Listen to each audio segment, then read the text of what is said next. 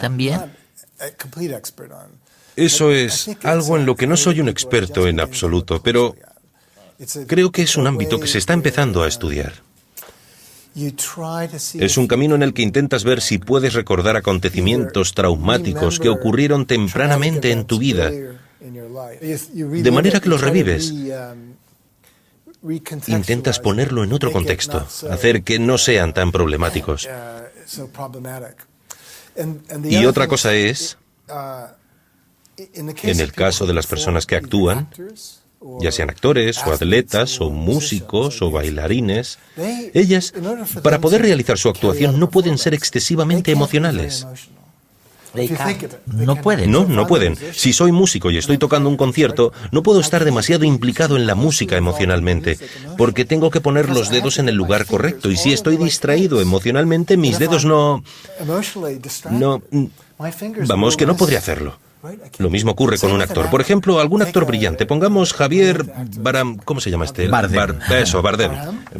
Bardem, correcto.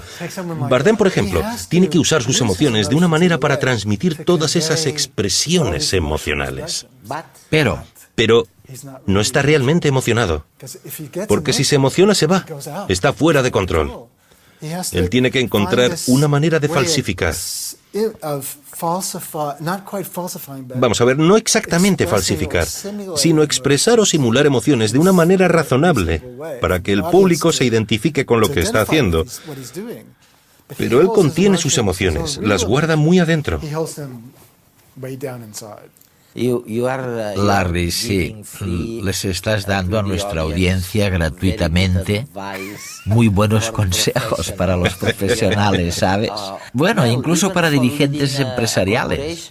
Esta es un consejo, vamos, es una sugerencia fantástica, no solo para los directivos de empresas, también para los músicos, para los que trabajan en la televisión y en los medios, para los médicos.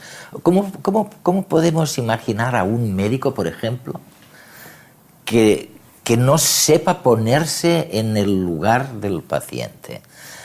Tiene que haber algo de emoción y el paciente lo tiene que ver, que en aquel cuerpo del médico hay un interés por el paciente.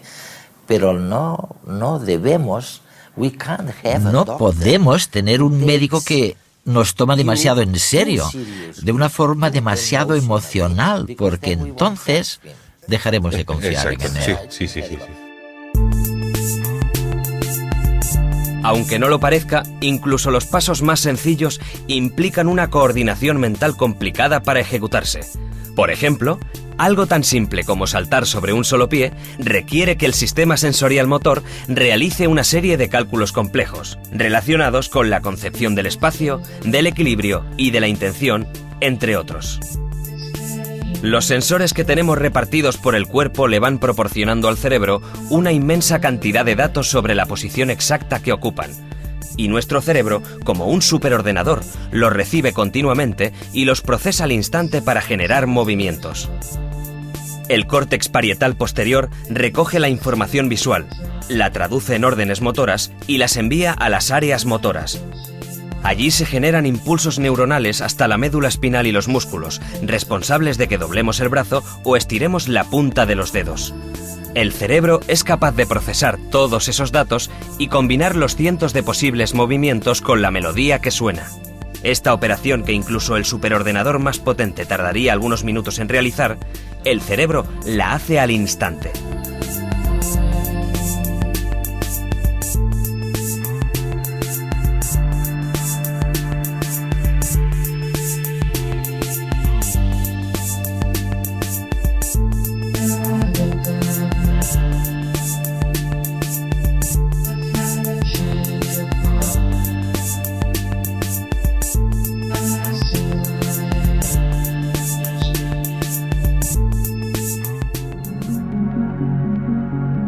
Solo creería en un dios que supiera bailar. Friedrich Nietzsche.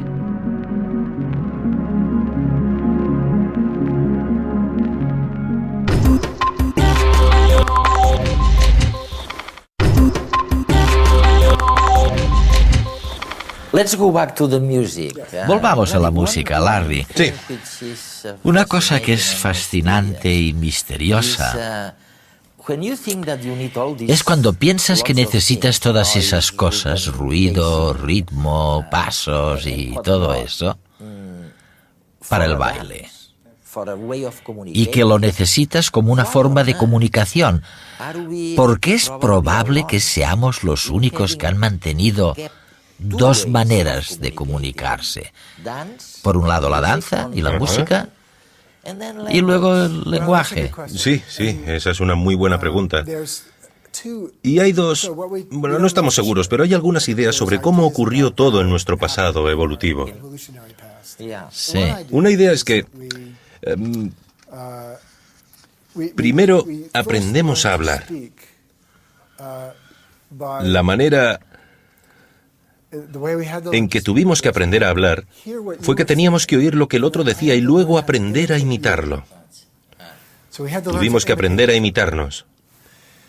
Entonces, para que yo imite, si simplemente hago un sonido arbitrario, como baba, para que tú hagas eso tienes que tomar mi sonido, convertirlo en tus propios cambios musculares y luego intentar Y soltarlo. Eso es imitarme. Creemos que este impulso de hacer sonidos unos a otros haría que nuestro muy sofisticado sistema motor conectara con un sistema auditivo muy sofisticado. Entonces la presión dentro del cerebro para que se unan lo motor y lo auditivo, los sonidos y el movimiento, vendría del habla. De hablar juntos. Vendría de hablar. Esa es una posibilidad.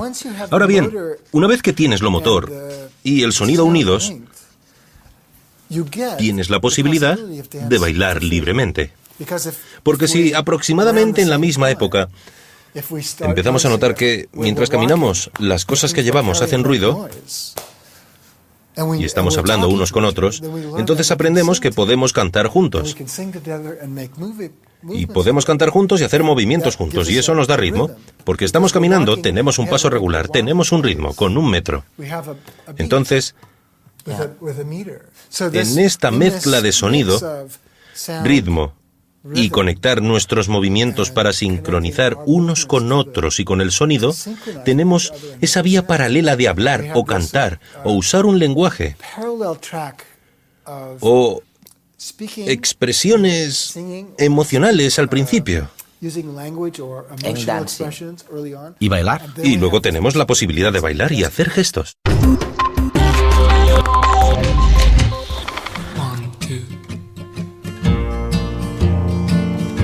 Que disfrutemos de la música siempre ha traído de cabeza a los biólogos, porque a simple vista parece no tener nada que ver con la supervivencia. ¿Y entonces? ¿Por qué cantamos? ¿Por qué tocamos instrumentos? ¿Por qué vamos a conciertos? ¿Por qué el ser humano, desde hace miles y miles de años, destina energía y recursos a esta actividad? La respuesta es bien sencilla, y tiene que ver con nuestras neuronas y con las leyes de la selección natural. Simplemente porque nos gusta y nos produce un inmenso placer. Activa el sistema límbico y baña nuestro cerebro en endorfinas, las mismas hormonas que segregamos cuando le damos un beso apasionado a alguien o nos comemos un buen trozo de tarta de chocolate. Y es más, cuando cantamos en grupo, por ejemplo en un concierto, esa misma hormona nos ayuda a establecer lazos sociales y a sentirnos parte del grupo de fans. También nos hace más atractivos a ojos de los otros y, por tanto, es una estrategia de supervivencia. ¿O acaso hay algún cantante de música que no ligue? La música está presente en todas las culturas desde hace miles de años, y los científicos creen que podría haberse desarrollado como una forma de comunicación más sencilla y natural, anterior al lenguaje verbal más complejo, de sintaxis y reglas gramaticales. Cuando escuchamos o tocamos música, se activan múltiples áreas de nuestro cerebro. Las neuronas del córtex prefrontal, la parte del cerebro responsable del pensamiento racional, se encargan de aprender lo que es la música. Desde que nacemos, venimos preparados de serie para aprender patrones y estructuras.